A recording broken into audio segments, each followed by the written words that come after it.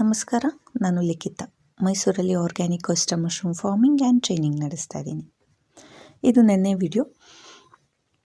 ಟ್ರೈನಿಂಗಿಗೆ ಬಂದಿದ್ದರು, ಹುಣಸೂರಿಂದ ಬಂದಿದ್ದರು, ಬ್ಯಾಂಗ್ಳೂರಿಂದ ಬಂದಿದ್ದರು, ಮೈಸೂರಿಂದ ಬಂದಿದ್ದರು.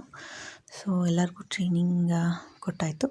ಸೊ ನಾನು ಇವತ್ತಿನ ವಿಡಿಯೋ ಇದ್ರ ಜೊತೆಗೆ ಅನರೋಬಿಕ್ ಕಂಡೀಷನ್ ಬಗ್ಗೆ ಹೇಳಿದ್ದೆ, ಕಂಟ್ಯಾಮಿನೇಷನ್ ಬರುತ್ತೆ ಅಂತ.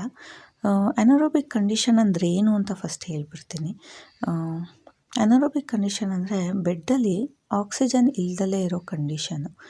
ಈಗ ಯಾಕೆಂದರೆ ನಮ್ಮ ಆಯಿಸ್ಟರ್ ಮಶ್ರೂಮ್ ಏನಿದೆ ಅದಕ್ಕೆ ಆಕ್ಸಿಜನ್ ಬೇಕಾಗಿದೆ ಬೆಳೆಯೋಕ್ಕೆ, ಕಾರ್ಬನ್ ಡೈಆಕ್ಸೈಡನ್ನ ರಿಲೀಸ್ ಮಾಡುತ್ತೆ. ಸೊ ನಮ್ಮ ಬೆಡ್ಡಲ್ಲಿ ಏನಾದ್ರು ಅನರೋಬಿಕ್ ಕಂಡೀಷನ್ ಅಂದರೆ ಆಕ್ಸಿಜನ್ ಕೊರತೆ ಆದಾಗ ಅದು ಅನರೋಬಿಕ್ ಕಂಡೀಷನ್ ಆಗುತ್ತೆ ಬೆಡ್ಡು.